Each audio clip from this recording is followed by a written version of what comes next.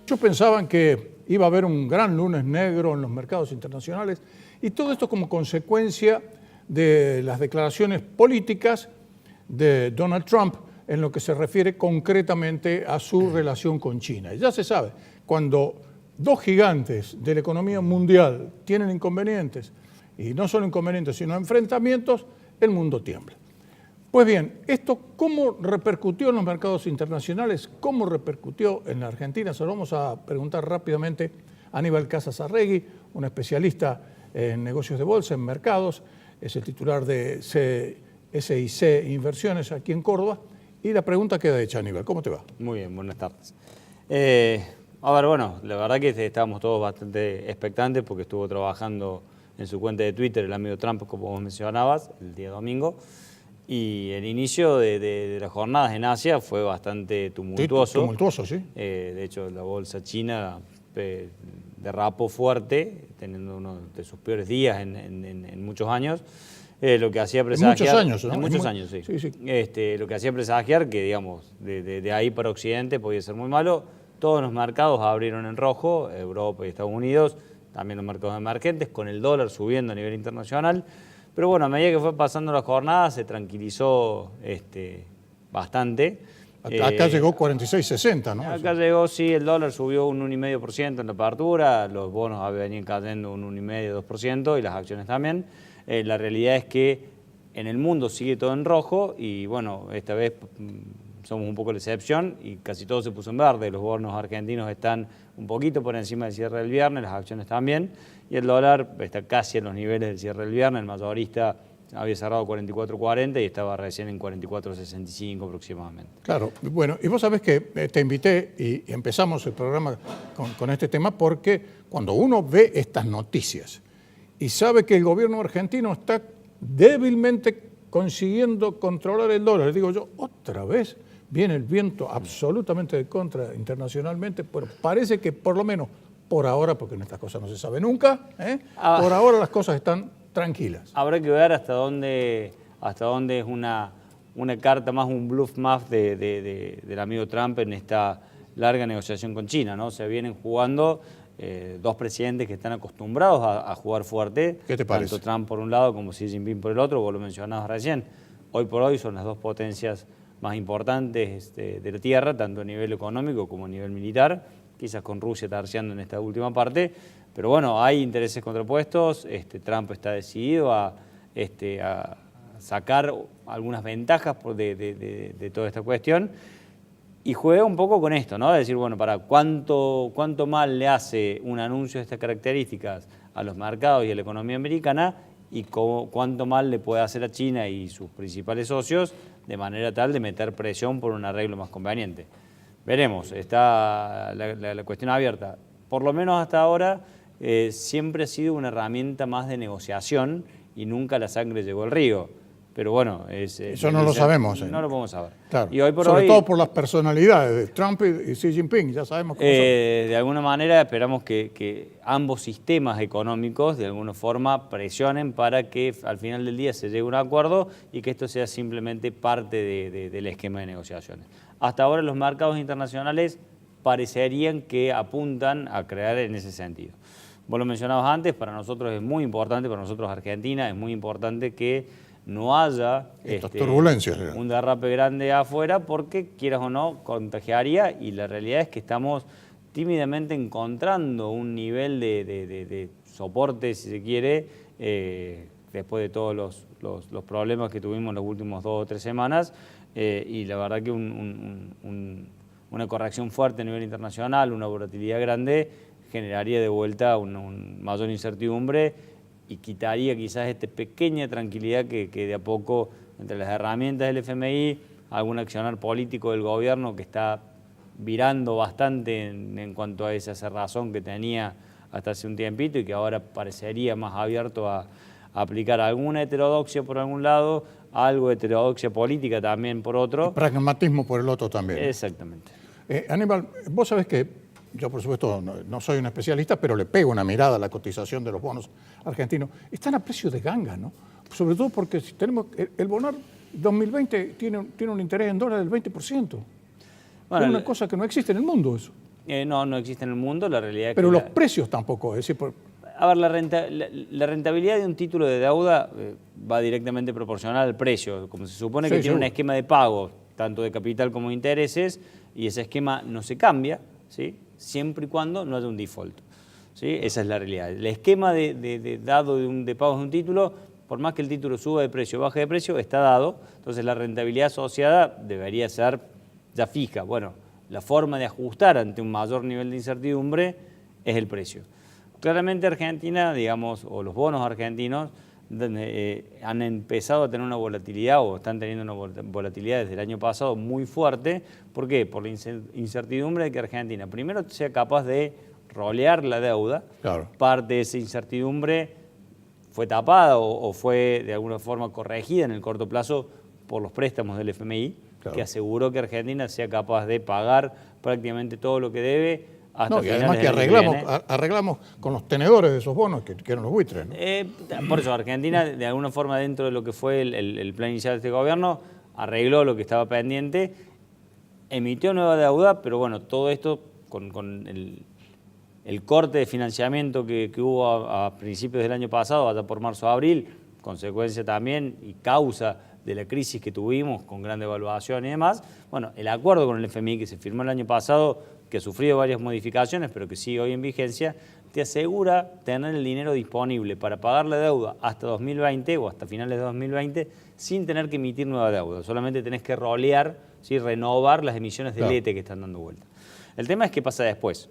Y por eso, de alguna forma, el primer bono que vence, que es el Bonar 2020, que quedaría en parte dentro de este acuerdo, pero con la incertidumbre de decir, bueno, ¿quién gana las elecciones? Y el que gane las elecciones va a seguir dentro de este acuerdo con el FMI, haciendo las cosas que el FMI está pidiendo, déficit cero, algunas reformas estructurales, ¿sí? O nos va a pagar el bono, ese es el tema. Bueno, por lo menos que nos pague el cupón. Pero para que nos paguen el bono en las condiciones actuales tenemos que estar dentro del plan del FMI. Seguro, si no. Si no, no se puede pagar. Claro. Por eso es que, obviamente, los rendimientos asociados a los títulos argentinos han subido mucho, ergo el precio cayó. ¿Qué puede pasar? Y bueno, es una gran incertidumbre, tiene mucho que ver con la política. Por eso lo que mencionábamos antes. En la medida que la política vaya buscando mayor certidumbre y los candidatos de alguna forma se obliguen, ¿sí?, frente a la sociedad a seguir una línea de conducta, bueno, debería volver algo de tranquilidad a los mercados. Pero, digamos, es un escenario abierto, hoy no está muy claro. Simplemente para tener en cuenta, un país como Brasil, que tiene un déficit fiscal en función de todos sus problemas... Altísimo, sí. Igual o más alto que el argentino, inclusive.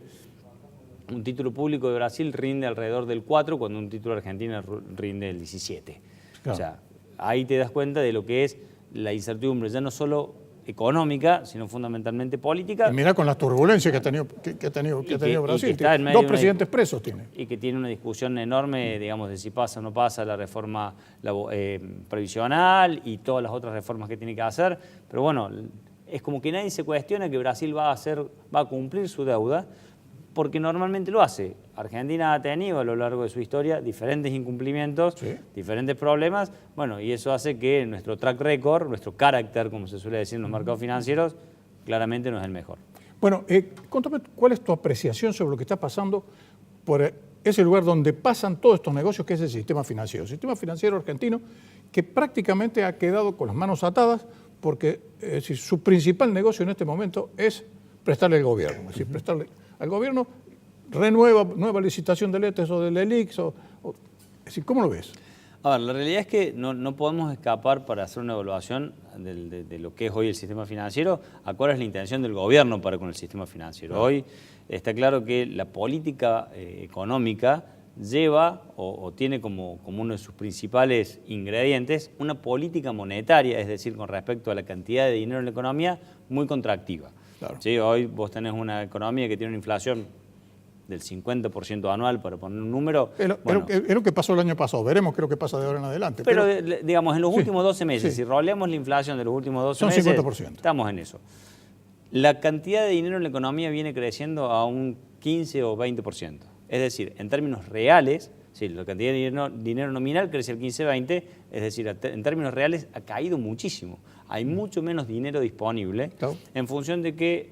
Bueno, se nota en la calle, se nota en el consumo, bueno, se nota en todo. A ver, ni más ni menos. O sea, básicamente lo que se busca de esa manera es tratar de controlar dos cosas: el precio del dólar y el precio, digamos, de los diferentes bienes, en definitiva la inflación.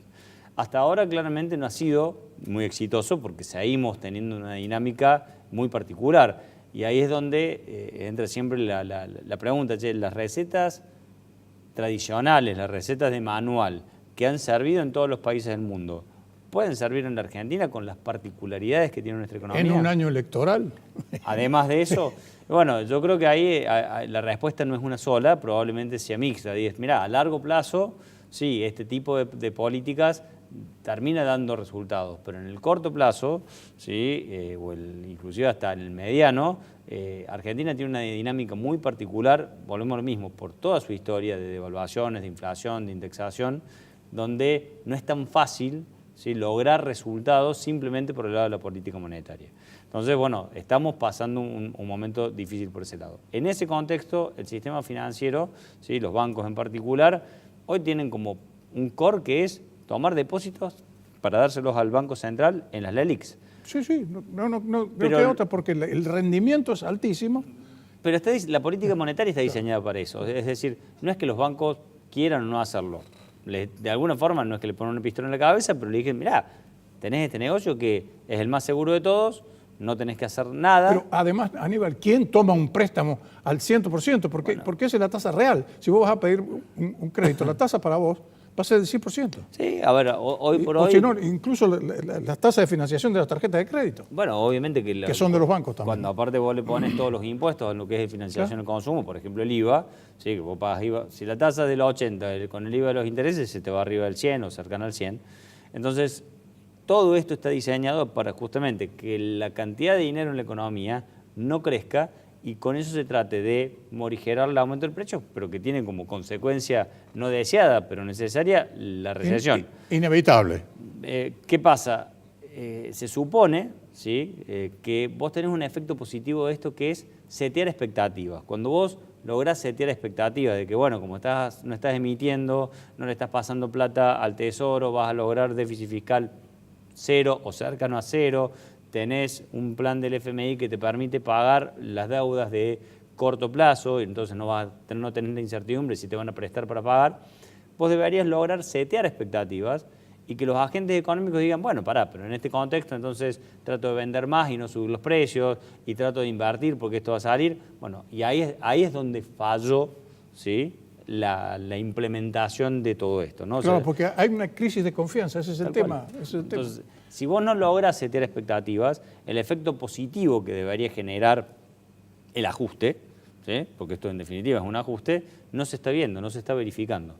Y ahí es donde, bueno, claramente entra a jugar otra serie de factores. La economía es una ciencia social, no es una ciencia exacta. Seguro. ¿Sí? Depende del comportamiento humano. Y gran parte del comportamiento humano no son decisiones racionales, son decisiones en base a expectativas que tienen parte de racionalidad, pero también pesan un montón de cosas. Por eso salió la encuesta, digamos, sin tratar de hacer una opinión política de esto, pero salió una encuesta que daba a Cristina ganadora, ¿sí? Y bueno, en función de todo lo que fue el accionar del gobierno kirchnerista, por supuesto, ¿qué pasó? El dólar subió, los bonos bajaron, aumentó la inflación, o sea, se generan toda una serie de herramientas defensivas por parte del mercado, para ponerle un nombre. Inclusive el mercado está hecho por los mismos consumidores. Por ahí hoy hay consumidores que podrían gastar más, o incluso decir más allá de la tasa, porque el consumidor habitualmente dice, bueno, ¿cuánto es la cuota? No ve la tasa, ve la cuota. Y por más que hoy la cuota eventualmente la pudiera pagar, dice, pero yo no sé si voy a tener laburo porque la cosa está fea, entonces, ¿sabes qué? Por las dudas, en vez de sacar un préstamo, no lo saco y restringo consumo, o incluso, hasta si puede, se termina comprando unos dólares que aparecen, lo hablamos antes de cámara, sí. La primera noticia de la mañana en la Argentina es el tiempo y el precio del dólar. ¿Sí? Y te diré que al costarte es más o menos parecido. Entonces, todo el mundo está seteado de esa forma. Tenés razón. Lo que pasa es que la temperatura de la economía es del dólar, la otra le da la naturaleza. Entonces, ¿qué pasa? Eso genera una serie de reacciones en la sociedad, ¿sí? Que no son las que habitualmente pasan, y ahí es donde tenemos este interrogante. ¿Será capaz el gobierno y de alguna forma el establishment de setear expectativas para salir de este círculo negativo, digamos, o destructivo, que cada vez estamos peor, y decir, bueno, encontramos un nivel de estabilidad, aunque sea allá abajo, y a partir de ese nivel de estabilidad empezamos a setear expectativas constructivas donde todo este ajuste que se viene haciendo comience a dar sus frutos. comience a dar sus frutos. No hay garantías de que eso sea, ¿no?